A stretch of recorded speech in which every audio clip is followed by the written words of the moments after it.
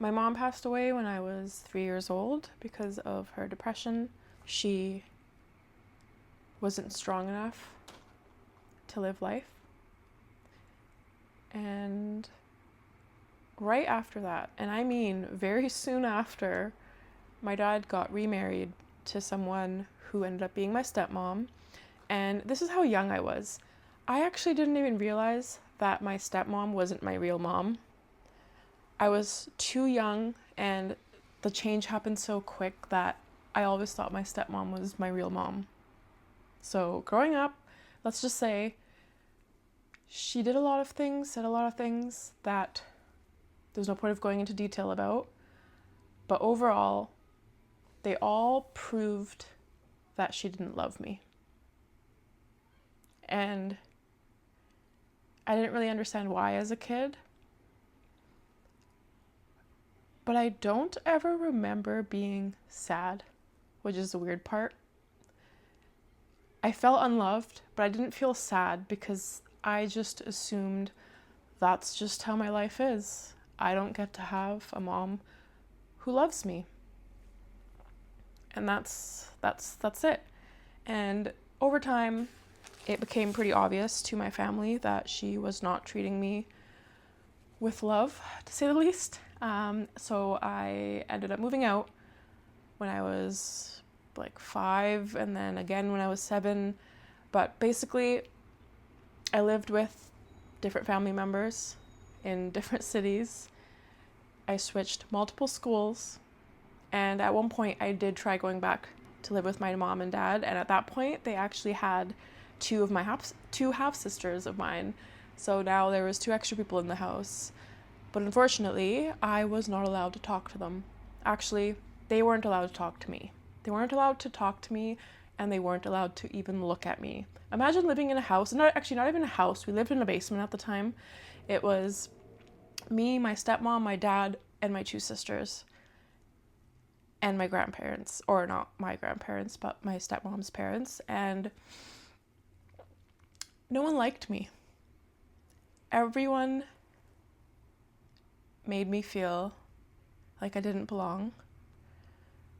When they would serve food at dinner, they would say, "Go, food's made." And like, this is me as a kid. And I was like, oh, okay. Went and poured my own food while everyone's already eating and everyone's been served their food. And anyways, that went on for a while. And like, get this, my sisters were actually abused if they talked to me or looked at me. So I lived in that house basically feeling like no one liked me.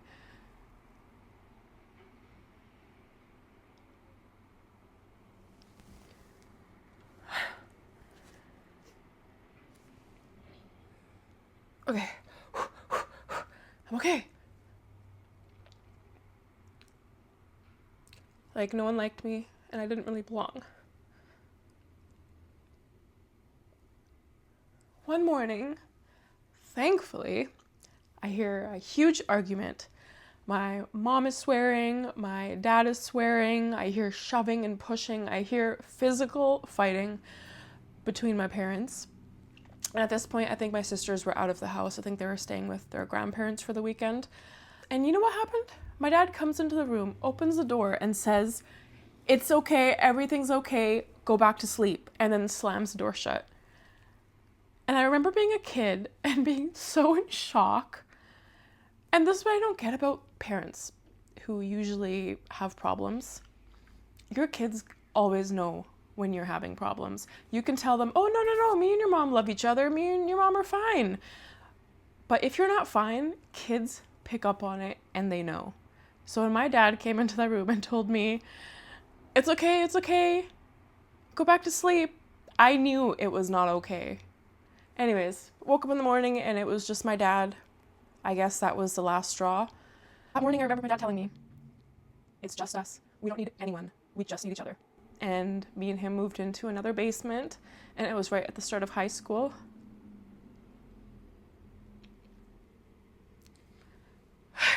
Okay, how am I supposed to record a video if if I keep doing this? Okay. And what I was going to say wasn't even sad. When I started high school and lived with my dad in the basement, we had the best years. It was just me and him, as he said. I barely had friends. I was very socially awkward, very quiet. I got bullied in high school. Mind you, I got bullied by my own friends. My own friends bullied me and wrote stuff on my locker in permanent marker. But anyways, that's a story for another day. But yeah, my dad, I remember, delivered pizzas. We'd always eat pizza. We would watch every single movie that came out, even the crappy ones. We'd go to Blockbuster on Friday and we'd like spend the weekend together and we'd be so happy. We'd go shopping. He would take me shopping. And it was good times. But over the years, and I didn't even pick up on it, my dad started drinking and that he was depressed. I remember he started having seizures and I didn't know what was happening. My family didn't know what was happening. And later we found out that he was on depression medication and he was trying to stop drinking. That was basically the first time I realized, okay, my dad's into drinking. Not a big deal. It progressively got worse over the years. This is hard because I don't know how much to say. I don't know how much to share because I also love my dad. My dad didn't have an easy life growing up. He had 7 siblings, and when they moved to Canada from India, he got a job that paid well when he was young, and they all drank. I know this because I remember going to a counseling meeting with my dad, and she asked him when was the first time you had a drink, and he said it was at work when I first came to Canada, and he'd been drinking ever since, and I never picked up on it. Back to being in high school, I graduated and I started nursing, or not nursing, I went to nursing school, and that was the hardest time because the drinking would get so obvious to the point where he would ask me to get him alcohol and I would refuse, and then he would blackmail me and say, well, do you really want me to drink and drive? And anyways, what I did want to say is my dad did not know much about parenting, about life, about struggles and how to persevere through them. So I don't blame him.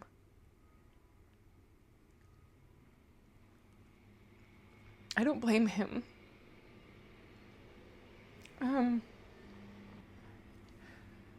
So I don't think there's a reason for me to share all the bad stuff that happened when he was drinking. But I will say he was the nicest person.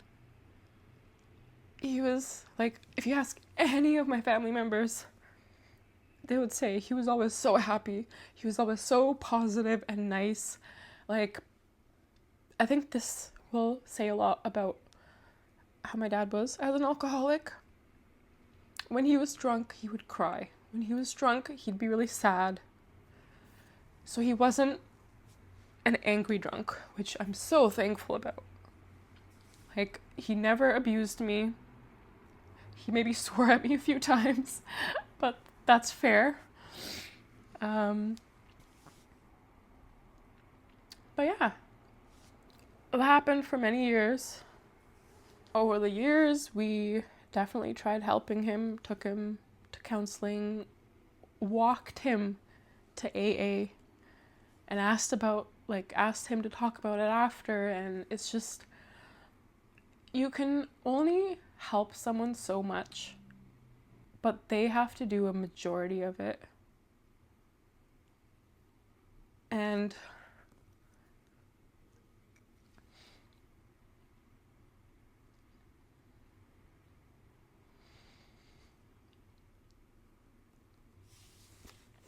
I don't think he ever healed. And I don't think he had the mental capability or the support to do that. And I think that's what kept him drinking, to kind of numb out the pain. But it was definitely taking a toll on me, and I didn't know what to do. At this point, I graduated nursing school, and I just had to write my licensing exam. So for an entire month, I went to school and studied in the library for 12 hours a day for an entire month. And I remember when I would get to the library, I'd have to turn off my phone because I couldn't get any calls from cops or the hospital or from him, just so I can get through studying and finish the exam. But I couldn't do it. The 12 hours that I would spend at home would be so hard, so stressful, so sad that it affected me, and I knew that if I wanted to study and pass this exam, I needed to move out, so I did. Sorry, this is gonna be gross, but didn't think to bring tissues or anything.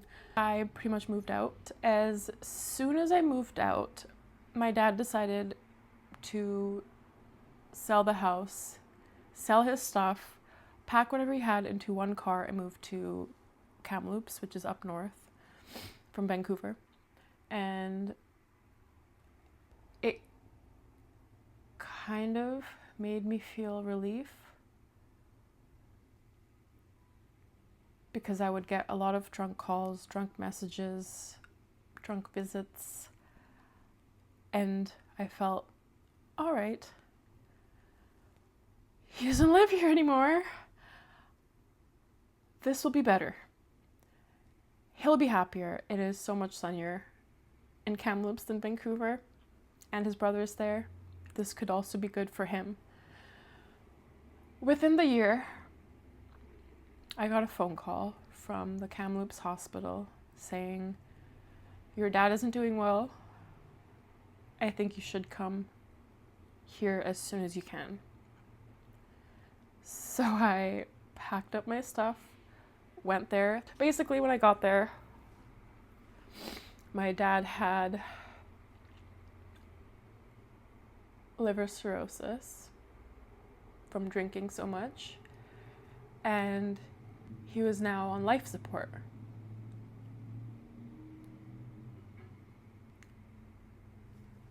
So I decided to move out finally. And within a year,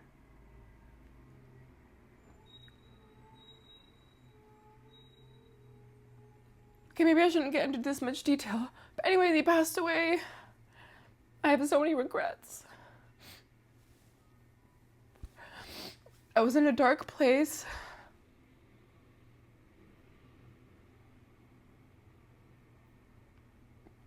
I will have to cut a lot of this stuff out. I don't even know if my microphone's on. I just realized that, but all right. Anyways, I feel like I slowly started my healing journey. I learned that I can teach myself to be happier, to fix all the bad habits I have, all the triggers I have, the anxiety I have. And I started reading. And watching YouTube videos. The amount that I've learned from YouTube and books is more than like my own parents, if they were around, could have taught me. And it like made me think, holy crap. When they say, if you want to be happy, all you have to do is be happy and learn to be happy. That's actually how simple it is. You don't need anyone. You don't need money. You don't need people surrounding you 24/7 in order to for you to heal, for you to figure stuff out yourself. You can do that. And this is why I started making YouTube videos, because I want people to know that if you have problems, if you have things that stress you out, if you have a past that is dark and lonely and you didn't have the support growing up like you wish you did, that's okay. I really hope I can just teach people what I've learned, and also I know I have so much learning and growing to do and healing, and I'm hoping that my journey, as difficult as it might be, I hope there is someone on the other side of this screen wanting to do the same thing, or maybe you've already started, or maybe you've already done it and you want to watch me and see when I make it to the other side. So anyways, my goal is just to be the best version of myself, and I really want to share my journey. And I think that's it. Basically I'll just be sharing my journey through the books that I've read, all the notes that I've taken, and as I learn more, I'm hoping I can share it with everyone. I don't know how to do YouTube. I don't know how to edit videos. I am just gonna go for it, because at the end of the day, if no one watches these videos, I can still look back 10 years from now and think to myself, wow, I have come a long way